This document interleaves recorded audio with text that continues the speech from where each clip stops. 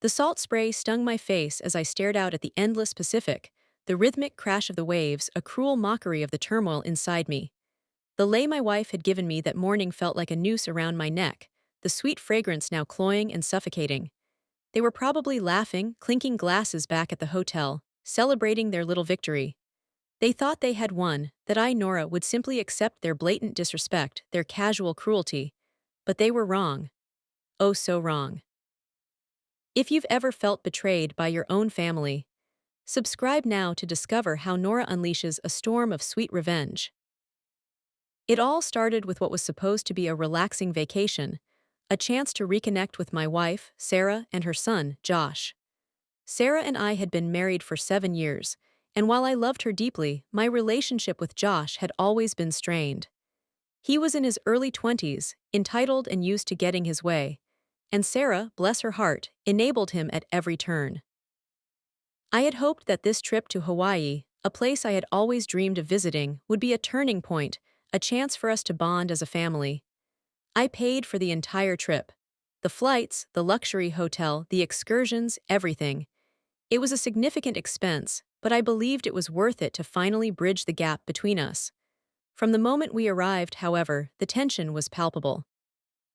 Josh complained about everything: the room wasn't big enough, the food wasn't to his liking, the activities were boring. He treated me with barely concealed disdain, making snide remarks and rolling his eyes whenever I spoke. I tried to ignore it to focus on Sarah, but it was becoming increasingly difficult. One evening, after a particularly unpleasant dinner where Josh had spent the entire time glued to his phone, Sarah pulled me aside. "Nora," she said, her voice soft but firm, "you need to try harder with Josh. He's still adjusting to you being in his life." I wanted to scream. I was trying. I had been trying for 7 years, but I bit my tongue, reminding myself that Sarah was the one I loved and that her happiness was my priority. "I know, honey," I said, forcing a smile. "I'll do better." But inside, a cold knot of resentment was beginning to form. The next few days were a blur of forced smiles and strained conversations. I tried to engage Josh in activities I thought he might enjoy: surfing lessons, snorkeling, even a helicopter tour of the island. But he remained aloof and uninterested, his eyes constantly darting around as if searching for something better to do. Then came the night that changed everything. Around 3 a.m., I was jolted awake by a loud banging on my door. Disoriented and groggy, I stumbled out of bed and peered through the peephole. It was Josh, his face flushed and angry. Before I could even react, he kicked the door with such force that the frame splintered and the door flew open, slamming against the wall. "What the hell do you want?" I demanded, my voice trembling with a mixture of fear and anger. "I want your room," he snarled, his eyes glinting with malice. "My room is too small and I want yours. It has a better view." I stared at him in disbelief. "You're kidding, right? You can't just kick down my door and demand my room." His expression hardened. "I can and I am. Now get out." Just then, Sarah appeared behind him, her face etched with a mixture of embarrassment and appeasement. "Nora, honey," she said, her voice pleading, "can't you just switch rooms with him? It would mean a lot to him." I felt a wave of nausea wash over me. My own wife, the woman I loved, was siding with her entitled son, condoning his outrageous behavior. "Are you serious?" I asked, my voice barely a whisper. "You want me to give up my room in the middle of the night after he just kicked down my door?" Sarah avoided my gaze. "Please, Nora," she repeated. "Just do it for me." In that moment, something inside me snapped. The years of biting my tongue, of putting their needs before my own, of constantly trying to please them, all came crashing down. I looked at Josh, his face smug and expectant, and then at Sarah, her eyes filled with a desperate plea. And I knew that I couldn't do it anymore. I couldn't continue to be their doormat, their punching bag, their source of endless supply. The person I trusted most was one of them.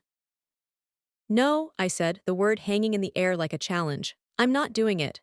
The shock on their faces was almost comical. They were so used to me caving, to giving in to their demands, that they genuinely couldn't comprehend my refusal. Josh's face turned a shade of purple I didn't know existed, and he took a step towards me, his fists clenched. "You little," he began, but Sarah cut him off, placing a hand on his arm. "Josh, stop it," she said, her voice sharp. "Nora, please. Don't make this harder than it already is." I stood my ground, my heart pounding in my chest, but my voice surprisingly steady. It's not me making it hard, Sarah. It's him. He kicked down my door, and you're asking me to reward that behavior. The argument escalated, voices rising, accusations flying. Josh called me names, Sarah pleaded and reasoned, and I stood firm, refusing to back down. Finally, exhausted and defeated, Sarah led Josh away, muttering about finding him another room. As they left, Sarah turned back to me, her eyes filled with a mixture of anger and disappointment. I can't believe you did this, Nora, she said, her voice cold. You know how important this trip was to us, and you just ruined it. The door slammed shut, leaving me alone in the room, the silence amplifying the turmoil inside me. I didn't sleep that night. Every time I closed my eyes, I saw Josh's angry face, Sarah's disappointed gaze. I replayed the argument over and over in my head, wondering if I had done the right thing. Maybe I should have just given them the room. Maybe it wasn't worth all this drama. But then I remembered the years of being taken advantage of being treated like a second-class citizen in my own home, and I knew that I couldn't go back to that. I had to stand up for myself, even if it meant alienating the people I loved. The next morning, the atmosphere was icy. Sarah barely spoke to me, and Josh avoided me altogether, shooting me glares whenever our paths crossed. We went through the motions of the vacation, visiting tourist sites, eating at fancy restaurants, but the joy was gone. Everything felt forced and unnatural, like a play being acted out by people who had forgotten their lines. I tried to talk to Sarah, to explain how I was feeling, but she refused to listen. I don't want to hear it, Nora, she said, her voice flat. You made your choice, now we have to live with it. I felt a sense of despair wash over me. I had hoped that we could work through this, that we could find a way to salvage the vacation, but it was clear that Sarah had already made up her mind. She was choosing Josh over me, just like she always had. One afternoon, while Sarah and Josh were out snorkeling, I decided to take a walk on the beach. The sun was beating down, the sand was hot beneath my feet, and the ocean stretched out before me, vast and endless. I walked for miles, lost in my thoughts, trying to make sense of what was happening. How had things gone so wrong? How had my marriage, which had once been filled with so much love and happiness, devolved into this bitter, resentful mess? As I walked, I noticed a group of people gathered around a small, makeshift stage. A local band was playing Hawaiian music, and a group of hula dancers was performing. I stopped to watch, drawn in by the vibrant colors, the rhythmic music, and the graceful movements of the dancers. For a moment, I forgot about my troubles, lost in the beauty of the moment. But then, as the music swelled and the dancers twirled, I saw Sarah and Josh approaching. They were holding hands, laughing, and they looked happier than I had seen them in years. As they drew closer, Josh leaned in and kissed Sarah on the cheek. A wave of jealousy washed over me, so intense that it almost knocked me off my feet. I realized that I was no longer a part of their family. I was an outsider, an intruder, someone who didn't belong. They were a unit, and I was standing outside, looking in. The weight of that realization was crushing. I turned and walked away, tears streaming down my face. I walked until I couldn't walk anymore, until my legs were aching and my lungs were burning. I found a secluded spot behind a cluster of palm trees and collapsed onto the sand, sobbing uncontrollably. I felt like my heart was breaking, like my world was falling apart. I had lost everything, my wife, my family, my happiness, and I didn't know how to get it back. Little did they know, this was just the beginning of their downfall. Their biggest weakness. They thought they were untouchable. The setting sun cast long, distorted shadows across the beach, painting the sky in hues of orange and purple that felt mocking in their beauty.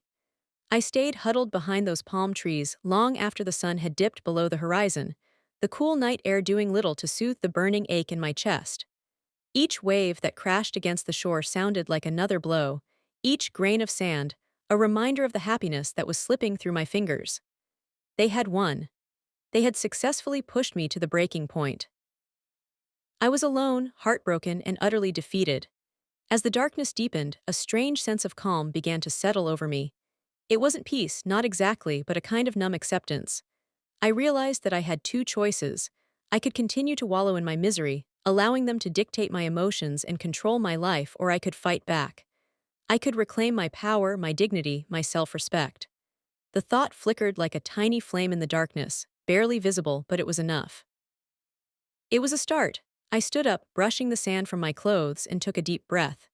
The air still tasted of salt and sorrow, but there was something else there too, a faint hint of determination. I wouldn't let them break me. I wouldn't let them define me. I would make them regret the day they ever crossed me. I walked back to the hotel, my steps measured and deliberate. The lobby was brightly lit, filled with tourists laughing and chatting, oblivious to the storm raging inside me. I ignored them, focusing on my destination, the hotel's business center. I needed a computer, a printer, and a quiet place to think. I spent the next few hours researching, planning, and strategizing. I dug into Sarah's and Josh's social media, their financial records, their online activities. I pieced together a picture of their lives, their habits, their secrets. And as I did, a plan began to form in my mind, a plan so audacious, so intricate, so deliciously wicked that it made me smile for the first time in days. They thought they were untouchable, that their money and privilege would protect them from any consequences. But they were wrong. Everyone has a weakness, a vulnerability, a hidden flaw, and I was going to find theirs and exploit it to the fullest. The night was far from over. Back in my room, I felt like a different person. The broken, defeated woman who had collapsed on the beach was gone, replaced by someone colder, harder, and infinitely more dangerous. I started documenting everything. Every snide remark, every dismissive gesture, every instance of their blatant disrespect. I recorded conversations, took photos, and saved emails. I created a detailed timeline of their behavior, meticulously documenting their lies and manipulations. I knew that if I was going to take them down, I needed evidence, irrefutable proof of their wrongdoing. The anger I had been suppressing for so long began to boil over, fueling my determination and sharpening my focus. My hands shook as I typed, my vision blurred with unshed tears, but I refused to stop. I had to do this. I had to expose them for who they really were. As the first rays of dawn crept through the curtains, I finally finished. I had a mountain of evidence, enough to bury them both. I saved everything to a secure, encrypted drive, then backed it up to multiple cloud accounts. I wasn't taking any chances. They wouldn't be able to erase their tracks, no matter how hard they tried. I looked at myself in the mirror. My eyes were bloodshot, my face pale and drawn, but there was a flicker of something else there too, a spark of defiance, a hint of triumph. I was still standing. I was still fighting. And I was just getting started. I knew this wasn't going to be easy. They would fight back, they would try to discredit me, they would use all their resources to protect themselves. But I was prepared. I had nothing left to lose. And I was ready to unleash a storm of sweet revenge that would leave them reeling. I smiled, a cold, mirthless smile. Let the games begin. I smiled, a tight, controlled expression that didn't reach my eyes. I played their game for the rest of the vacation, acting the part of the contrite wife, the understanding partner. I apologized for my behavior, I agreed with their opinions, I even laughed at Josh's terrible jokes. They ate it up, of course. They were so convinced of their own superiority, so blinded by their arrogance that they never suspected a thing. But beneath the surface, the wheels of my revenge were turning. I was recording everything. Every conversation, every interaction, every subtle nuance of their behavior. I used my phone, my laptop, even the hotel's security cameras. I managed to befriend a tech who owed me a favor. Let's just say I knew about his little gambling problem. I wasn't taking any chances. I wanted to have a complete and comprehensive record of their actions, their words, and their intentions. It was exhausting, pretending to be someone I wasn't, constantly monitoring their every move, but I knew it was necessary. The more information I gathered, the stronger my case would be. There were close calls, moments when I thought they might suspect something. Like the time Josh walked in on me while I was reviewing security footage on my laptop. I quickly minimized the window and pretended to be shopping online for souvenirs. He raised an eyebrow, but he didn't say anything. Or the time Sarah asked me why I was always on my phone. I told her I was catching up with work, that I had a lot of emails to answer. She seemed satisfied with my explanation, but I could see the doubt lingering in her eyes. These moments kept me on edge, reminding me of the stakes involved. If they discovered my plan, everything would be ruined. I would lose my element of surprise, and they would have the opportunity to cover their tracks, to manipulate the situation to their advantage.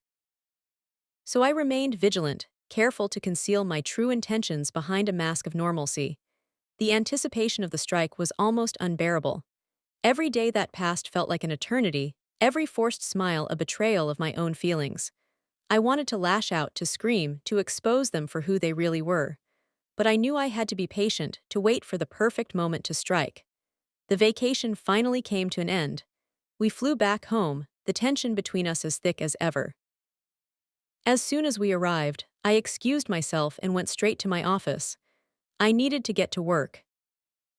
The first thing I did was consult with a forensic accountant. I had suspected for a while that Sarah was hiding assets, and I wanted to know the full extent of her deception. The accountant was discreet and professional, and she quickly uncovered a network of offshore accounts and shell corporations that Sarah had been using to funnel money away from our joint accounts. The amount was staggering, millions of dollars, hidden away in secret locations around the world. I felt a surge of anger, but I quickly suppressed it. This was exactly what I needed: proof of financial impropriety, evidence of betrayal and deceit. I also contacted a private investigator, a former law enforcement officer with a reputation for getting results. I needed someone who could dig deeper into Josh's background to uncover any hidden secrets or illegal activities. The investigator was thorough and relentless, and he soon discovered a disturbing pattern of behavior. Josh had a history of substance use, of violence, and of exploiting vulnerable people. He had been arrested several times, but his wealthy mother had always managed to make the charges disappear. I felt a sense of grim satisfaction. Their carefully constructed facade was crumbling, their secrets were being exposed. I was also careful to cover my own tracks. I used a VPN to mask my IP address, I encrypted my emails, and I created a separate bank account to fund my activities. I didn't want them to know what I was doing until it was too late. I spent hours poring over legal documents, researching defamation laws, and consulting with attorneys. I wanted to make sure that I was on solid legal ground before I launched my attack. I knew that they would come after me with everything they had, and I wanted to be prepared. I also took steps to protect myself physically. I installed a security system in my home, I started taking self-defense classes, and I obtained a restraining order against Josh. I wasn't going to let them intimidate me or threaten me. I was ready for whatever they threw at me. As the days turned into weeks, my plan began to take shape. I had gathered enough evidence to expose their lies, their secrets, and their wrongdoings. I knew exactly when and how I was going to strike. The final piece of the puzzle fell into place when I discovered that Sarah was planning to use her hidden assets to fund Josh's new business venture, a luxury resort in the Caribbean. I knew that if I exposed her financial impropriety, the deal would fall apart, and Josh's dreams would be shattered. It was the perfect opportunity to strike a devastating blow. The exact day they tried to end me, I exposed the truth. The Caribbean resort. That's where I'd corner them. It wasn't just a business deal for Josh, it was his lifelong dream, a monument to his ego. And Sarah was ready to sacrifice everything, including our marriage and her financial integrity, to make it happen. The arrogance was breathtaking. They were so blinded by their ambition that they didn't see the abyss opening beneath their feet.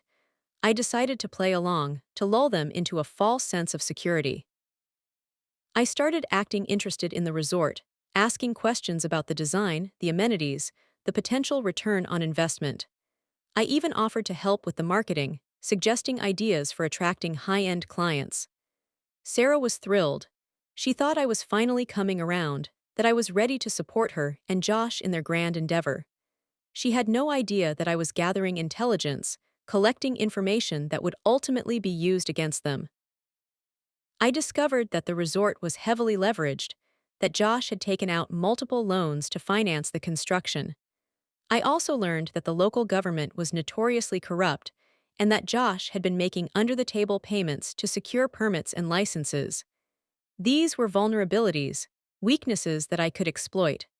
I began to orchestrate a series of seemingly random events designed to undermine their plans. I anonymously tipped off the local authorities about Josh's shady dealings, triggering an investigation that threatened to shut down the entire project. I also leaked confidential information to Josh's competitors, who were eager to sabotage his efforts. The pressure was mounting, and Josh was starting to crack. He became increasingly irritable, prone to outbursts of rage and paranoia. He started drinking heavily, and his behavior became erratic and unpredictable. Sarah tried to keep things together, but she was clearly struggling. She was torn between her loyalty to Josh and her growing realization that he was leading them both down a dangerous path. I decided to intensify the pressure. I arranged for a group of environmental activists to protest the resort's construction, claiming that it was damaging the fragile ecosystem of the island. The protests generated negative publicity, scaring away potential investors and further jeopardizing Josh's financing. I also started spreading rumors about Sarah's hidden assets, hinting at financial irregularities and potential legal troubles. The rumors reached the ears of her business partners, who began to question her integrity and demand greater transparency. Sarah was desperate. She knew that if her secrets were exposed, she would lose everything: her wealth, her reputation, her freedom. I watched with a cold sense of satisfaction as their world crumbled around them. They were trapped, caught in a web of their own making. There was no escape. I knew that the time was coming, the moment when I would finally reveal the truth and unleash the full force of my revenge. I had meticulously planned every detail, anticipating their every move. I had gathered irrefutable evidence of their wrongdoings, evidence that would destroy their lives. I was ready. The stage was set. The only thing left to do was wait for the perfect moment to strike. The invitation arrived by courier, a heavy cream envelope embossed with the resort's logo.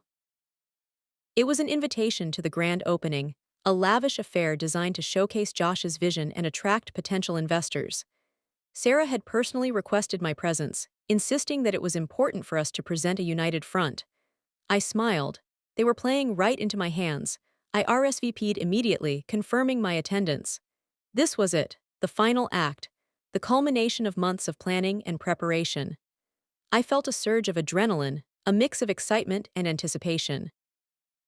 The thought of seeing their faces when I revealed the truth, of watching their carefully constructed world collapse around them, filled me with a sense of vindication. I arrived at the resort a day before the grand opening, wanting to survey the scene and finalize my plans. The resort was even more opulent than I had imagined, a sprawling complex of luxury villas, pristine beaches, and shimmering pools. The air was thick with the scent of exotic flowers and the sound of calypso music. It was a paradise, a monument to excess and indulgence. But beneath the surface, I could sense the tension, the desperation. The staff was overworked and underpaid, the investors were nervous and demanding, and Josh was a tightly wound ball of anxiety. I found Sarah near the infinity pool, overseeing the final preparations for the grand opening. She looked tired and stressed, but she managed a weak smile when she saw me. "Nora, I'm so glad you could make it," she said, her voice strained. "I know things have been difficult between us, but I really appreciate you being here." I nodded, feigning sympathy. "Of course, Sarah. I wouldn't miss it for the world." We made small talk for a few minutes, discussing the weather, the resort, the upcoming event. But I could feel the unspoken tension between us, the weight of the secrets we were both carrying. As I turned to leave, Sarah stopped me. "Nora," she said, her voice low and serious. "There's something I need to tell you." My heart skipped a beat. Was she about to confess? Was she about to reveal her true intentions? I braced myself, ready for anything. "What is it, Sarah?" I asked, my voice carefully controlled. She hesitated, her eyes darting around nervously. Then she leaned in close and whispered, "Josh, he's in trouble, big trouble." My blood ran cold. This wasn't part of the plan. End part 5. Trouble? What kind of trouble? I asked, my voice betraying none of the churning emotions inside. Sarah wrung her hands, her eyes darting around the opulent lobby as if she expected someone to be listening. "He's in over his head with some dangerous people," she confessed, her voice barely a whisper. "The loans, he couldn't pay them back, and now they're threatening him." I feigned surprise, masking the dark satisfaction that coursed through me. This was even better than I had imagined. Not only would their empire crumble, but they would face the consequences of their actions in a way I hadn't even dared to hope for. "What are you going to do?" I asked, pretending to be concerned. Sarah looked at me pleadingly. "I don't know," she said, her voice trembling. That's why I needed to talk to you. I thought maybe you could help. I stared at her, my mind racing. This was my moment, the moment to deliver the final blow. Help, after everything you've done, I said, my voice hardening. After you betrayed me, after you tried to ruin my life, you expect me to help you now, Sarah recoiled, her face paling. I know I've made mistakes, she stammered. But I'm desperate. Please, Nora, I'm begging you. I laughed, a cold, mirthless sound that echoed in the luxurious surroundings.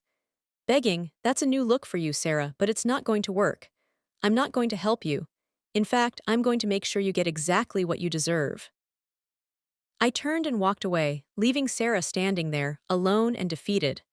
I went straight to the resort's main ballroom, where the grand opening gala was about to begin. The room was filled with wealthy investors, influential politicians, and local celebrities. The atmosphere was electric, buzzing with excitement and anticipation. Josh was standing on a makeshift stage, beaming with pride as he surveyed the crowd. He looked confident, untouchable. But I knew the truth. I knew that his world was about to come crashing down around him. I took a deep breath and approached the stage. I signaled to the DJ, who immediately cut the music. The room fell silent, all eyes turning to me. Ladies and gentlemen, I said, my voice clear and strong, I have something I'd like to share with you. I paused for a moment, letting the tension build. Then I unleashed the truth. I presented the evidence I had gathered over the past several months. The offshore accounts, the shell corporations, the under-the-table payments, the history of substance use and violence. I played recordings of their conversations, revealing their lies, their betrayals, and their callous disregard for others. I showed photographs of Josh with known criminals, of Sarah signing fraudulent documents. The room erupted in chaos. The investors were furious, the politicians were outraged, and the celebrities were scrambling to distance themselves from the scandal.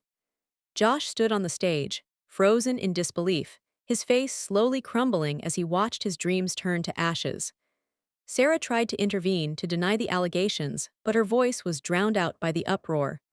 The local authorities arrived, and Josh was taken into custody, facing charges of fraud, corruption, and racketeering. Sarah was also arrested, accused of money laundering and conspiracy. Their carefully constructed world had been completely destroyed. As they were led away in handcuffs, I watched with a cold sense of satisfaction. They had lost everything, their wealth, their reputation, their freedom. They had finally paid the price for their actions. The aftermath was swift and brutal. The resort was shut down, the investors lost their money, and the local economy was devastated. Josh and Sarah were ostracized by their friends and family, their names forever tarnished. They faced years in prison, their lives irrevocably ruined. I, on the other hand, emerged from the scandal unscathed. I had exposed the truth, and I had brought justice to those who had been wronged. I had reclaimed my life, and I had found a sense of peace that I thought I would never experience again. I returned home, feeling lighter than I had in years. The weight of betrayal, the burden of revenge, had finally been lifted. I sat on my porch watching the sunset, and I allowed myself to feel the full range of my emotions. There was anger, yes, and pain and sadness, but there was also relief and hope and a sense of quiet triumph. I had survived, I had overcome, and I had emerged stronger than ever before. In the end, they lost everything. I just smiled. Revenge isn't sweet, it's necessary. Would you have done the same? Let me know in the comments. Subscribe for more justice.